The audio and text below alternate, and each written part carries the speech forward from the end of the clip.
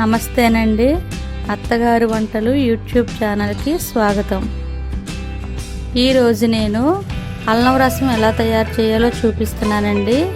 ఈ వీడియోని చివరి వరకు చూడండి. ఈ అల్లం రసం వల్ల చాలా ఉపయోగాలు ఉన్నాయండి. ఈ అల్లం రసం తీసుకోవడం వల్ల దగ్గు కఫం రాకుండా చేస్తుందండి. పెద్ద వయసు వాళ్ళకి ఆకలి తక్కువగా ఉంటుంది కదండి. అలాంటి వాళ్ళకి ఈ రసం తీసుకోవడం వల్ల ఆకలి బాగా పుడుతుందండి.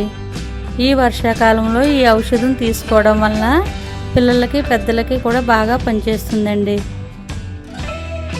అల్లాన్ని శుభ్రంగా కడిగి పొట్టు తీసి చిన్న చిన్న ముక్కలుగా కట్ చేసుకోవాలి.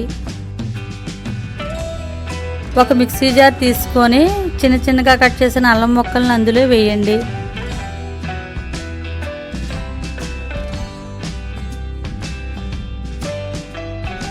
ఈ విధంగా బరకగా గ్రైండ్ చేసిన తర్వాత కొంచెం నీళ్లు వేసుకుంటూ మెత్తగా గ్రైండ్ చేయండి.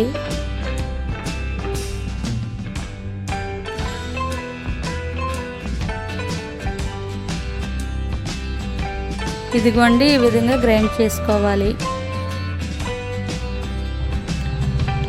గ్రైండ్ చేసుకున్న పేస్ట్ని ఒక గిన్నెలోకి వడకట్టండి.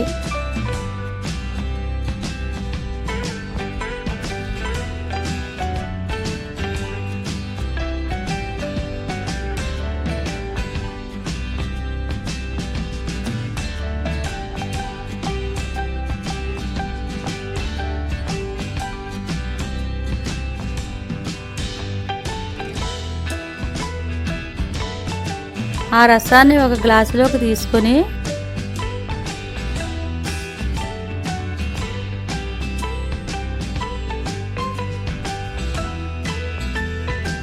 ఒక స్పూన్ తేనె కలపండి.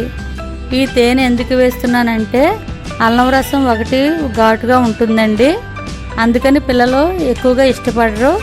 ఇంకా హెల్త్కి మంచిది కాబట్టి వేసానండి. అంతేనండి, అల్లం రసం రెడీ. ఇంకా ఈ రోజుల్లో ఈ అల్లం రసం తాగడం వల్ల చాలా మంచిదండి. ఈ వీడియో కనుక మీకు నచ్చినట్లయితే లైక్ చేయండి, షేర్ చేయండి. మొట్టమొదటిసారిగా మా ఛానల్ని చూస్తే కనుక సబ్స్క్రైబ్ చేయటం మాత్రం మర్చిపోకండి.